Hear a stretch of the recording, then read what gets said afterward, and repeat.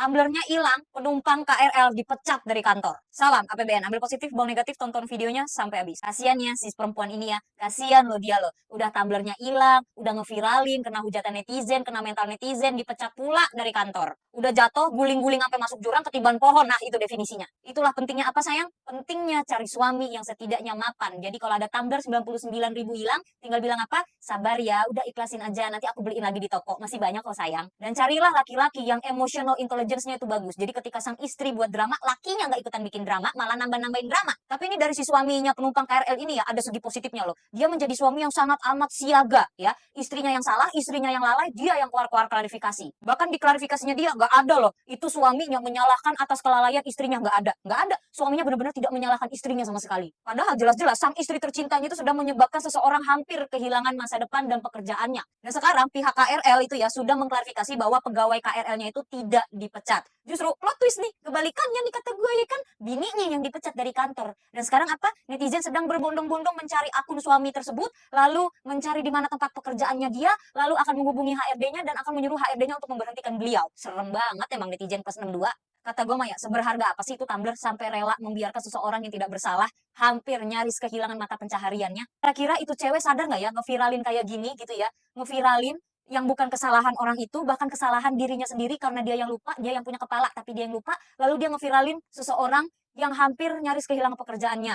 Gimana kalau ternyata pekerjaannya itu adalah untuk memenuhi seluruh kebutuhan keluarga besarnya alias dia ini adalah tulang punggung.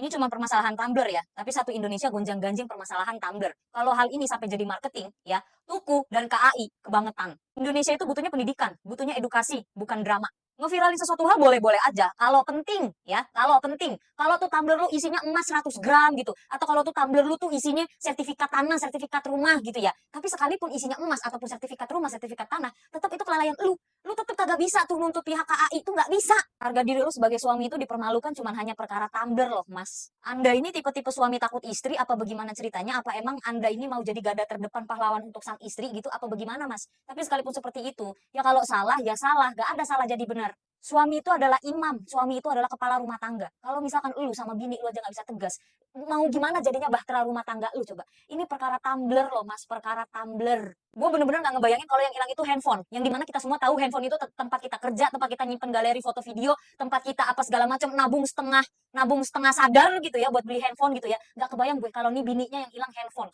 Ini yang hilang tumbler aja begini, apalagi yang hilang handphone, dompet. Itu gimana ceritanya? Mas, Anda itu sebagai suami ya, kalau tumbler istrinya hilang, apalagi harganya masih segitu-segitu gitu ya, ya tolonglah jangan kayak jadi suami susah-susah banget gitu loh. Ya cari ke 100.000 buat beliin bininya tumbler baru daripada bikin satu Indonesia huru-hara. Mana salahnya salah bini lo lagi. Terus itu lakinya masih bisa bilang, tolong jangan memperkeruh keadaan. Jangan memperkeruh keadaan. Lah, yang memperkeruh keadaan kan bini lu sama lu. Lu yang bikin klarifikasi. Bini lu yang ngeviralin. Yang memperkeruh suasana siapa? Lu berdua. Sekarang lu bilang ya, tolong jangan ikut campur lah intinya gitu ya, jangan ikut campur karena ini adalah urusan pribadi. Pribadi mata lu pribadi. Hah? Bini lu udah masukin ini ke ranah media sosial. Segala hal yang sudah masuk dalam media sosial ya akan mendapatkan sanksi sosialnya masing-masing. Dan apapun yang sudah Anda share dalam media sosial ya, Anda memperbolehkan orang-orang yang melihatnya untuk ikut campur. Kalau Anda tidak memperbolehkan netizen untuk ikut campur, pertama jangan diviralin. Kedua, nggak usah punya media sosial. Ketiga, masukin aja ke close friend. Keempat, akunnya private aja.